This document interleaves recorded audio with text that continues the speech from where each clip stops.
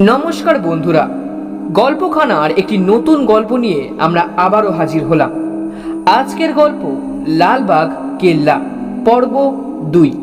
আগের পর্বে আপনারা শুনেছেন রবিন ও আশরাফ কিভাবে সুড়ঙ্গের মধ্যে ড্রোন পাঠিয়ে একজন মানুষকে দেখতে পায়। তারপর আশরাফ বাড়ি না গিয়ে কেন রবিনের বাড়িতে ফিরে আসে, এই পর্বে তা আপনারা শুনবেন। শুরু হচ্ছে আমাদের আজকের গল্প লালবাগ কেল্লা।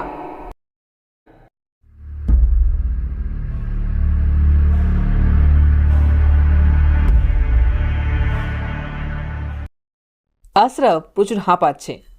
ও কোনো একটা জিনিস দেখে খুবই ভয় পেয়েছে। রবিন ওকে ওর রুমে নিয়ে যায়, এক গ্লাস জল দিয়ে বলে, তো বল কি হয়েছে, এত হাঁপাচ্ছিস কেন? আশরাফ একটু শান্ত হয়ে বলা শুরু করে, তোর বাড়ি থেকে বের হওয়ার পর মনের আতঙ্কটাকে দূর করার জন্য আমি পাশের চা দোকানে গিয়ে একটা সিগারেট ধরাই। এরপর একটা গলির ভেতর ঢুকি। আজকে কেন জানি রাস্তার ধারে লাইটগুলোও জ্বলছিল না। দূরে আমি একজন মানুষকে দাঁড়িয়ে থাকতে দেখি। আমি বেশি একটা পাত্তা না দিয়ে সামনের দিকে যেতে থাকি। তার একটু কাছে যাওয়ার পর আমি বুঝতে পারি সেই লোকটি আমার দিকে ফিরে দাঁড়িয়ে দেখছে। আমার কাঁধে তখন ড্রোনের ব্যাগ। আমার কেন যেন ওই লোকটাকে সন্দেহজনক মনে হচ্ছিল। এর জন্য আর সামনে না গিয়ে সিগারেটটা ফেলে গলি থেকে বের হয়ে যাই। এরপর রিক্সার জন্য মেন রোডে গিয়ে দাঁড়াই। রাত গভীর হওয়ার কারণে কোনো রিক্সাই পাচ্ছিলাম না, তার মধ্যে রাস্তাটাও অন্ধকার। আমি একটু দূরে তাকাতেই দেখি সেই লোকটি দাঁড়িয়ে রয়েছে। আমি ভয় পেয়ে দৌড়ানো শুরু করি। আমার মনে হচ্ছে সে হয়তো কোনো চোর বা ডাকাত হবে। অনেকক্ষণ দৌড়ে শেষমেশ এক জায়গায় গিয়ে আমি থামি। পিছনে ফিরে দেখি কেউ নেই। আমি একটা স্বস্তির নিঃশ্বাস ফেলি, কিন্তু সামনে তাকাতেই দেখি ওই ওই লোকটি আমার একদম সামনে দাঁড়িয়ে রয়েছে। আমি নড়াচড়া করতে পারছিলাম না। তখন ওই লোকটি আমার মুখের একদম কাছে এসে একটাই কথা বলে, ওই জিনিসটা নিয়ে ঘাটাঘাটি বন্ধ কর, না হলে পরিণতি কিন্তু ভালো হবে না। এই বলে সে চোখের নিমিষে অদৃশ্য হয়ে যায়। তখনই আমি পিছনে ফিরে দৌড় দিয়ে তোর বাড়িতে পালিয়ে আসি। এই সব শুনে রবিনের কাছে কাল্পনিক মনে হলেও একটু আগে তাদের সাথে যা ঘটেছে তার জন্য সে এটা বিশ্বাস করে নেয়। কিছু তো একটা ব্যাপার অবশ্যই আছে। হ্যাঁ, আমারও তাই মনে হচ্ছে। আশরাফ শোন, তুই এখন শুয়ে পড়। কাল দুজনে কেল্লার বাইরে থাকা সুড়ঙ্গের দরজাটি ঠিক খুঁজে বার করবো। আচ্ছা ঠিক আছে, কিন্তু তুই ওই লোকটার কথার অর্থ কিছু বুঝতে পেরেছিস? সেই লোকটি আমাদের এই সুড়ঙ্গের ব্যাপারে ঘাটাঘাটি করতে নিষেধ করেছে। এর জন্যই তো বললাম কিছু তো একটা ব্যাপার আছে। আমার কেন জানি না মনে হচ্ছে আমাদের এই ব্যাপারটা নিয়ে মাথা না ঘামানোই উচিত। তুই এত ভীতু? আগে জানতাম না তো। আমি যা বলছি তাই করবি। আচ্ছা ঠিক আছে। এই বলে তারা দুজনে শুয়ে পড়ে। পরদিন সকালে রবিনের মা আশরাফকে দেখে বলে, তুমি না কালকে চলে গিয়েছিলে? রবিন সম্পূর্ণ ব্যাপারটা গোপন রেখে তার মাকে বলে, কাল রাত হয়ে যাওয়ার কারণে ও কোনো রিক্সা পায়নি, তাই আবার চলে এসেছে। ও আচ্ছা ঠিক আছে। এই বলে রবিনের মা তাদেরকে সকালের জলখাবার দেয়। সকালের জলখাবার খেতে খেতে আশরাফ রবিনকে বলে, আচ্ছা তাহলে ওই গেটটা কিভাবে খুঁজে বার করবি? যেহেতু কেল্লাটা অনেক পুরানো, তাই এই গেটটা অনেক পুরানো কোনো জায়গায় থাকবে। কি ধরনের পুরানো জায়গা? এই এলাকায় অনেক পুরানো পুরানো বাড়ি আছে।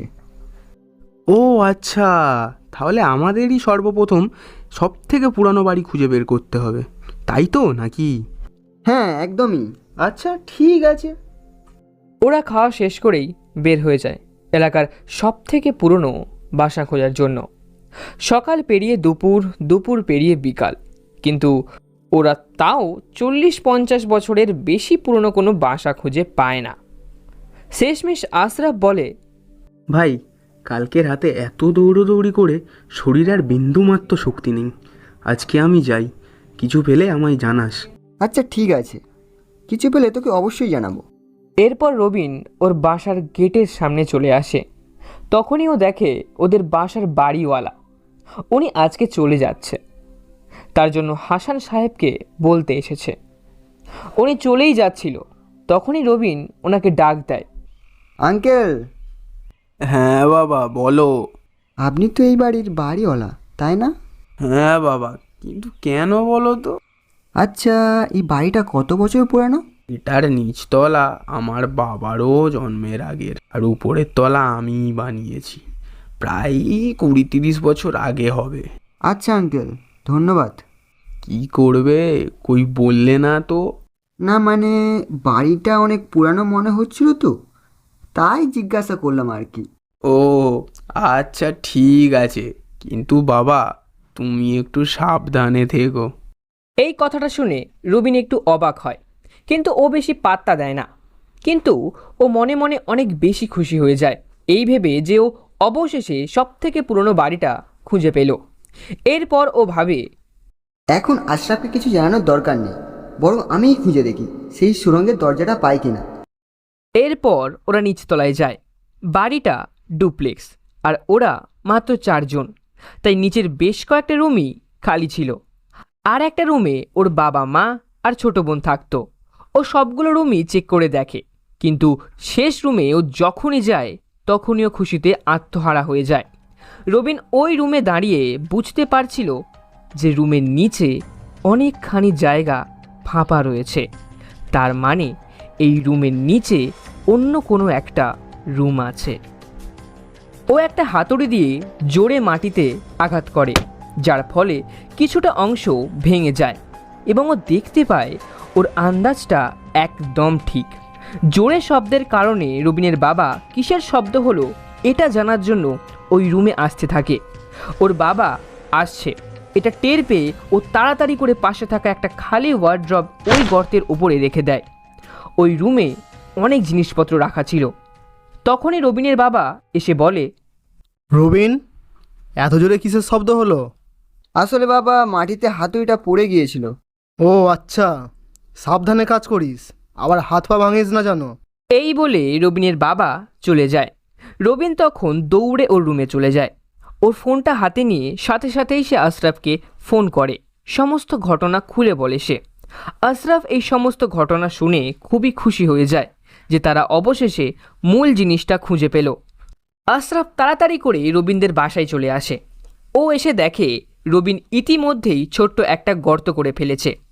এই রুমের দরজা তারা ভেতর থেকে লাগিয়ে ওই গর্ত দিয়ে নিচের কক্ষে যায়। নিচের কক্ষে গিয়ে টর্চ জ্বালিয়ে তারা দেখে ওইখানে এক সুড়ঙ্গের গেট। তারা খুবই খুশি হয়ে যায়। এরপর রবিন সুড়ঙ্গের গেটের সামনে গিয়ে বলতে থাকে, ও হ্যালো, কেউ কি আছেন ভেতরে? ওর এই কথা শুনে আশরাফ বলে, ভেতরে আবার কে থাকবে? আরে, আমরা যে ড্রোনের মাধ্যমে মানুষটাকে দেখেছিলাম, মনে আছে তোর? ও হ্যাঁ। হঠাৎ তখনই রবিনের বাবা দরজা লাগানো দেখে আবারও সেই রুমের কাছে এসে দরজায় টোকা দেয়। দরজায় খটখট আওয়াজ শুনে রবিন ও আশরাফ উপরে চলে আসে এবং ওই জায়গাটাকে আবার ওরা ওয়ার্ড্রপ দিয়ে ঢেকে দেয়। এরপর রবিন দরজা খুলে ওর বাবাকে বলে, বাবা, আসলে আমি একটা জিনিস খুঁজছিলাম, তাই আশরাফও আমাকে সাহায্য করছিল। হ্যাঁ, তো সেটা দরজা লাগিয়ে কেন? রবিন একটু ঘাবড়ে গিয়েই বলে, মানে রবিন বাবা, তুমি যেন দিন দিন কেমন একটা হয়ে যাচ্ছ, নিজের একটু খেয়াল রাখো। এই বলে রবিনের বাবা রুম থেকে চলে যায়। রবিন ও আশরাফ দুজনেই স্বস্তির নিঃশ্বাস ফেলে। আশরাফ ঘড়ির দিকে তাকিয়ে দেখে রাত 8টা বেজে গেছে। তাইও বলে, আচ্ছা, তো কি করবি এখন? প্ল্যানটা বলে ফেল, আমি আর একটু পরেই তো চলে যাব। শোন, আমরা ওই সুড়ঙ্গের ভেতরে যাব, ওটার ভেতরে কি আছে তা দেখতে। যদি কোনো বিপদ হয়? আমরা কোনো নিশানা রাখতে রাখতে যাব এবং অনেক সরঞ্জামও নিয়ে যাব, আর আমাদের কয়েকজনকে সঙ্গে নিতে হবে। শোন, আমার এক বন্ধু আছে, ওর নাম সিয়াম। ও এইসব পুরনো জিনিসে খুবই এক্সপার্ট। আচ্ছা, তাহলে তুই এখনই ওকে গিয়ে বল, আমরা কালই ঢুকবো। কিন্তু বাড়িতে কি বলবি? বাড়িতে বলবো আমরা কক্সবাজারে ঘুরতে যাচ্ছি। ভালো বুদ্ধি। আচ্ছা ঠিক আছে, তাহলে আজকে আমি গেলাম, কাল রাত ঠিক 9টায় দেখা হচ্ছে। আচ্ছা, যা তাহলে। এই বলে আশরাফ চলে যায়। রবিনও খেয়ে দিয়ে শুয়ে পড়ে। পরদিনে ও ওর বাবা মাকে ঘুরতে যাওয়ার কথা বললে তারা অনুমতি দিয়ে দেন। দুপুরবেলা ও আর একবার কেল্লায় যায় কোনো একটা কারণে। পুরো কেল্লাটা ঘুরে বের হয়ে যাওয়ার সময় ও কেল্লার ভেতরে থাকা সুড়ঙ্গের গেটের সামনে যায়। ঠিক তখনই সেই দিনের মতো ওই বিদেশি মেয়েটি এসে একই রকমভাবে ওকে পেছন থেকে ডাক দেয় এবং বলে, কি খবর রবিন? আশ্চর্য, তুমি আমার নাম জানলে কি করে? তা জেনেছি কোনোভাবে। রবিন প্রথমে একটু অবাক হলেও পরে সে স্বাভাবিক অবস্থায় ফিরে আসে এবং বলে, ও, এই তো ভালো। আচ্ছা, তোমার নামটা জানা হলো না। সেটা বা নাই জানলে, আর তুমি কিন্তু বিপদের সম্মুখীন হতে পারো। বেশি বিপদে পড়লে জলে ঝাঁপ দিও। এই কথা বলে মেয়েটি চলে যেতে থাকে। রবিন মেয়েটার কথা শুনে খুবই অবাক হয়। পরেই সে মনে করে মেয়েটি হয়তো মানসিক প্রতিবন্ধী। এই ভেবে ও কিছুক্ষণ পর বাড়ি ফিরে আসে। তখনই দেখে ওর বাবা মা কোথাও যাওয়ার প্রস্তুতি নিচ্ছে। কোথায় যাচ্ছ তোমরা? আমাদের এক আত্মীয়ের বাড়ি যাচ্ছি। কই, আমাকে তো কিছু বললে না যে? আমরা কাল রাতেই ঠিক করেছি। আর এমনিতেও তো তুই আজকে কক্সবাজার যাবি, তাই তোকে কিছু বলিনি। ও আচ্ছা, ঠিক আছে। রবিন ওর রুমে গিয়ে একটু খুশি হয়ে যায়। তার কারণ ওর বাবা মা গেলে ওদের ওই সুড়ঙ্গের ভেতরে যাওয়াটা আরেকটু সুবিধা হয়ে যায়। সন্ধ্যা 7টার সময় ওর বাবা মা ঘর থেকে বেরিয়ে যায়। ও ওর বাবা মাকে বিদায় জানিয়ে বাইরে গিয়ে সেই সুড়ঙ্গের ভেতরে বেঁচে থাকার জন্য খাওয়ার জল ও আরও নানা রকমের জিনিস কিনতে থাকে। ঠিক 9টার সময় আশরাফ সিয়ামকে নিয়ে রবিনদের বাড়িতে এসে পড়ে। আশরাফ বলে, কিরে রবিন, আঙ্কেল আন্টি কোথায়? ওনারা এক আত্মীয়ের বাড়িতে গেছে। ওহ, তাহলে তো আরও ভালোই হলো, তাই না? একদমই। আচ্ছা, তোর সাথে পরিচয় করিয়ে দিই, ও হচ্ছে সিয়াম। শ্যাম ভাই, আশা করছি আশরাফ তোমাকে সবটা খুলে বলেছে। এই তো আছি কোনো রকম। কালকে যখন আশরাফ আমাকে সমস্ত ঘটনা খুলে বলল, তারপর থেকে তো আমার ঘুম হারাম হয়ে গিয়েছে। অধীর আগ্রহে অপেক্ষা করছি কখন সুড়ঙ্গে যাওয়া যাবে। আচ্ছা, তো চলেন তাহলে আমরা ঢুকে পড়ি। এই বলে তারা পর্যাপ্ত খাবার, জল এবং বিভিন্ন সরঞ্জাম নিয়ে সেই রুমের নিচে দিয়ে সুড়ঙ্গের ভেতরে প্রবেশ করতে থাকে। দেখো, আমি কালকে রাতে বসে বসে এই ম্যাপটা বানিয়েছি। আমাদের এখন দক্ষিণ দিকে যেতে হবে। মূলত ওদের সবাইকে শিয়ামি গাইড দিচ্ছে। সবাই ওর কথা মতো চলছে। সুড়ঙ্গের ভেতরে প্রায় অনেকখানি জায়গায় লাইট লাগানো আছে, কিন্তু সেগুলো জ্বলছে না। আসলে এগুলোকে অনেক আগে লাগানো হয়েছিল, ঠিক যখন এখানে পর্যটকদের আসার অনুমতি ছিল। তারা যত ভেতরে ঢুকছে অন্ধকারও আস্তে আস্তে বাড়ছে। এক পর্যায়ে তারা ঘুটঘুটে অন্ধকারের ভেতরে চলে যায়। এই জায়গায় অতীতেও মানুষদের আসা নিষেধ ছিল। শিয়াম বলে, সবাই গ্যাস মাস্কটা পরে নাও, এখানে অনেক খারাপ গ্যাস আছে। সবাই শিয়ামের কথা মতো মাস্ক পরে নেয়। আশরাফ প্রতি 10 ফিট দূরে দূরে একটা করে রেডিয়াম স্টোন রেখে আসছে, যেগুলো অন্ধকারেও জ্বলতে থাকে। এটা করার কারণ যাতে ওরা রাস্তা ভুলে না যায়। কিছুক্ষণ পরই শিয়াম বলে, রাস্তাটা একটু ঢাল, আমরা এতক্ষণ সামনে আগানোর সাথে সাথে নিচের দিকেও নেমে যাচ্ছি। অবশেষে তারা সবাই একটা করিডোরে এসে পৌঁছায়, যেখানে অনেকগুলো বিস্তৃত দরজা রয়েছে। রবিন এখানে ভালোভাবে কয়েকটা রেডিয়াম স্টোন রাখে, যাতে করে ওরা রাস্তা না ভুলে যায়। এখানে এসে শিয়াম বলে, আমরা এখন 30 তলার নিচে আছি। এই শুনে অবাক হয়ে যায় সবাই। এরপর আশরাফ বলে, কিভাবে বুঝলি? আমি এর আগেও একবার কয়লার খনিতে গিয়েছিলাম। মানুষ যত বেশি নিচে যায় তত অক্সিজেন কমতে থাকে ও গরম লাগা শুরু হয়, যা থেকে শরীরের ভেতরে জ্বালা পোড়া শুরু হয়। ওর এই কথা শুনে সবাই অনুভব করতে পারে যে আসলেই ওদের শরীর হালকা জ্বালা পোড়া করছে। এরপর রবিন বলে, এখানে তো অনেক অন্ধকার, আবার ভয় ভয়ও করছে। তো শ্যাম ভাই, কোন দিকে যাবেন? চলুন তাহলে দক্ষিণের দরজাটার দিকেই যাই। এরপর শিয়াম আবারও সবাইকে নিয়ে দক্ষিণ দিকের দরজায় ঢুকতে থাকে। কিছু দূর যাওয়ার পরেই তারা সাইডে কতগুলো গর্ত দেখতে পায়। তখন শিয়াম সবাইকে থেমে যেতে বলে। এরপর ওর ব্যাগ থেকে একটা টেনিস বল বের করে সামনে রাস্তায় ফিকে মারে। সাথে সাথেই ওই গর্তগুলো থেকে কতগুলো তীর এসে ওপর দেয়ালে লেগে যায়। এটা দেখে সবাই কেমন একটা ভয় পেয়ে যায়। ঠিক তখনই শিয়াম বলে, আমি এই জিনিসটা আগে জানতাম না, এগুলো আগে মুভিতে দেখেছিলাম। এখন কেন যেন গর্তগুলো দেখে মনে হলো এরকম কিছু হতে পারে, তাই বলটা ফিকে চেষ্টা করলাম। এইবার তাদের দম আস্তে আস্তে বন্ধ হয়ে আসছিল। এরই মধ্যে গরম ও অক্সিজেনের কমতি থাকার কারণে রবিনও অসুস্থ হয়ে পড়ে।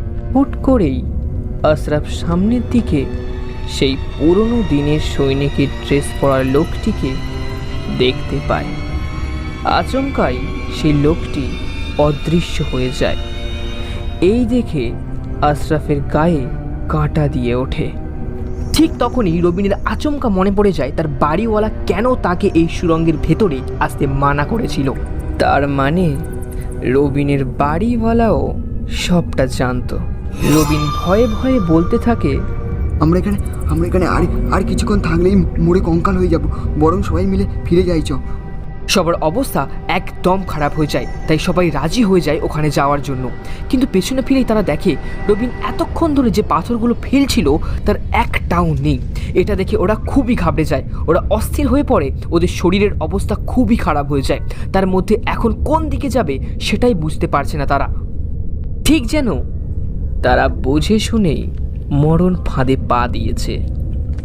রবিন আফসোস এবং ভয়ে মাখা আওয়াজে বলে, আমি যদি এখানে আসার জন্য এত কিছু না করতাম তাহলে হয়তো এতক্ষণে আমরা সবাই ভালো থাকতাম। ড্রোনের মাধ্যমে এই লোকটি দেখেই যদি আমরা সবাই ভয় পেয়ে যেতাম তাহলে আজকে হয়তো আমাদের এই দশা দেখতে হতো না। এই বলে রবিন কান্নাকাটি শুরু করে দেয়। শিয়াম ওকে একটু সান্ত্বনা দিয়ে বলে, প্লিজ এখানে কান্নাকাটি করবেন না, তাহলে শরীরের অবস্থা আরও খারাপ হতে থাকবে।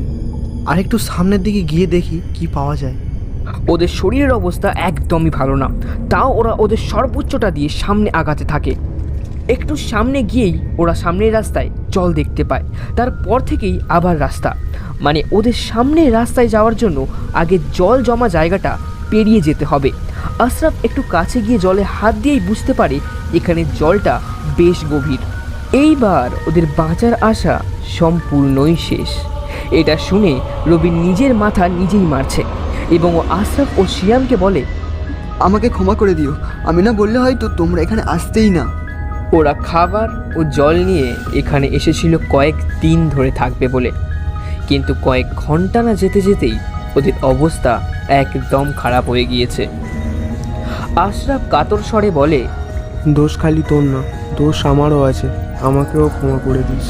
হঠাৎ করেই রবিনের মাথা ঘুরতে শুরু করে। তখনই ও খেয়াল করে দূরে থেকে ঝাপসা ঝাপসাভাবে সেই বিদেশি মেয়েটিকে দেখা যাচ্ছে। আর তখনই বিদ্যুতের বেগে রবিনের মাথায় সেই মেয়েটির বলা কথা খেলে যায়। বেশি বিপদে পড়লে জলে ঝাঁপ দিই। রবিন মন ভরা প্রশ্ন নিয়ে ভাবতে থাকে মেয়েটি হয়তো এই জলেই ঝাঁপ দেওয়ার কথা বলেছিল। ও মনে মনে ভাবতে থাকে, এমনিতেই তো সেই মুহূর্তে বুঝেছি, ওর কোথা মতো একবার জলে ঝাঁপ দিয়ে দেখি, যদি কোনোভাবে বেঁচে যাই। এই কথা ভেবে রবিন সবাইকে বলে, বন্ধুরা নিজের সবটুকু শক্তি দিয়ে জলে ঝাঁপিয়ে পড়ো। আশরাফ ও শিয়াম অবাক হয়ে বলে, কেন? জীবনে বাঁচতে চাইলে যা বলছি তাই করো। এরপর সবাই নিজের সবটুকু শক্তি দিয়ে সেই জলেতে ঝাঁপিয়ে পড়ে। জলেতে ঝাঁপাতেই সবাই নিজের জ্ঞান হারায়। সবাই একে একে ঝাঁপ দিল, কিন্তু একজন এখনো ঝাঁপ দেয়নি। শিয়াম এখনো দাঁড়িয়ে রয়েছে সে, তার মুখে এখন মৃত্যু হাসি।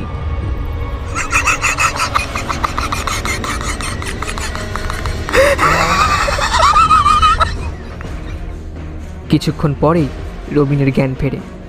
ও দেখে ও বুড়িগঙ্গা নদীর কিনারায় পড়ে আছে, পাশেই আশরাফ। ওর এখনো জ্ঞান ফেরেনি, কিন্তু শিয়ামের আর কোনো দেখা নেই। আশেপাশে মানুষ জড়ো হয়ে গিয়েছে ওদেরকে পড়ে থাকতে দেখে। সবার হাতে স্মার্টফোন এবং সবাই ভিডিও করছে। কিছুক্ষণ পরেই তাদেরকে পুলিশ এসে হাসপাতালে নিয়ে যায়। হাসপাতালে রবিনকে স্ট্রেচারে করে যখন নিয়ে যাওয়া হচ্ছিল তখনই রবিন খেয়াল করে ভিড়ের মধ্যে সেই বিদেশি মেয়েটি দাঁড়িয়ে রয়েছে। সে আস্তে আস্তে রবিনের কাছে এসে তার কানের কাছে এসে বলে, কোথায় গিয়েছিলে, কি হয়েছিল, কিভাবে হয়েছিল, এই সব কথা ভুলেও কাউকে বলো না। এই কথা বলার পর মেয়েটি সেখান থেকে আস্তে আস্তে রবিনের চোখের সামনে থেকে উধাও হয়ে যায়। ওই সুড়ঙ্গে কেউ একবার গেলে আর ফেরত আসে না। তবু তারা দুজন সেখান থেকে ফেরত এসেছে। পরে কি হয়েছিল তাদের সাথে, কী বা আছে সেই সুড়ঙ্গে, এর আসল রহস্যটাই বা কী? কেন এই কেল্লাটির কাজ কেউ সমাপ্ত করতে পারে, আর কেনই বা তারা দুজন সেখান থেকে ফেরত আসতে পেরেছে? আর শিয়াম, সেই বা কে? সে কি আসলেই কোনো মানুষ, নাকি?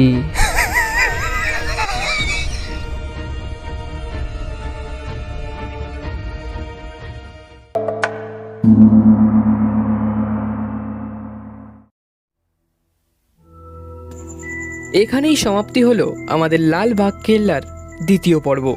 এই গল্পে রবিনের ভূমিকায় দেবরাজ, আশরাফের ভূমিকায় কুশল, রহস্যময় মেয়ের ভূমিকায় অনুভা এবং হাসান সাহেবের ভূমিকায় দীপু, এবং গল্প পাঠে আমি দীপ।